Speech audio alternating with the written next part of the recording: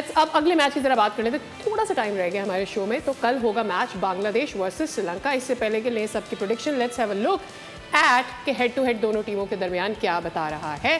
तो सिचुएशन कुछ ऐसी है कि भाई ओवरऑल हुए हैं 14 मैचेस, 5 मैचेस आए हैं बांग्लादेश के हक में, वेयर श्रीलंका के हक में आए हैं 9 मैचेस।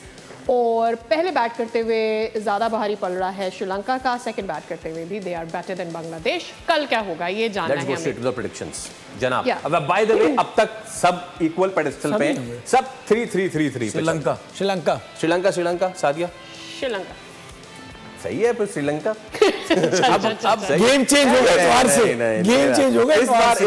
नहीं इस बार भाई आपका सेफ चलेगा। इतवार से भी चेंज होता नहीं होता है।